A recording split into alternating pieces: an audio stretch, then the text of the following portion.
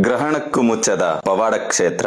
ಗ್ರಹಣದ ಸಮಯದಲ್ಲಿ ಭಾರತದ ಬಹುತೇಕ ಎಲ್ಲಾ ದೇವಾಲಯಗಳ ಬಾಗಿಲು ಮುಚ್ಚುತ್ತದೆ. ಆದರೆ ಗ್ರಹಣದ ದೋಷವೇ ತಟ್ಟದ ಗ್ರಹಣ ಕಾಲದಲ್ಲಿಯೂ ಬಾಗಿಲು ಮುಚ್ಚದ ಒಂದು ಪವಾಡ ಕ್ಷೇತ್ರ ನಮ್ಮ ಕರ್ನಾಟಕದಲ್ಲಿದೆ ಗೊತ್ತಾ? ಅದೇ ರಾಯಚೂರು ಜಿಲ್ಲೆಯ ಶಕ್ತಿನಗರದ ಸಮೀಪವಿರುವ ಕೃಷ್ಣಾ ನದಿಯ ಪವಿತ್ರ ತಟದ ಮೇಲಿರೋ ದೇವಸಗೂರು ಶ್ರೀ ಸೂಗುರೇಶ್ವರ ದೇವಸ್ಥಾನ.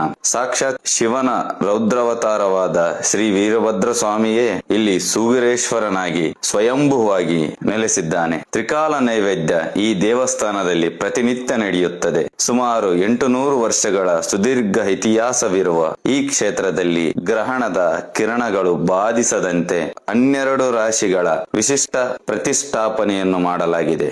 ವಿಜಯನಗರದ ಅರಸರ ಕಾಲದಲ್ಲೇ ಪ್ರಸಿದ್ಧಿ ಪಡೆದ ಈ ಪುಣ್ಯ ಭೂಮಿಯ ನದಿಯ ಒಡಲಿನಲ್ಲಿ ಇತ್ತೀಚೆಗಷ್ಟೇ ಅದ್ಭುತವಾದ ವಿಷ್ಣುವಿನ ದಶಾವತಾರ ಮೂರ್ತಿ ಕೂಡ ಸಿಕ್ಕಿತ್ತು. ಓಂ ನಮಃ ಶಿವಾಯ. ನಮ್ಮ ಹೆಮ್ಮೆಯ ಇತಿಹಾಸದ ಇಂತಹ ಮತ್ತಷ್ಟು ರೋಚಕ ಕಥೆಗಳಿಗಾಗಿ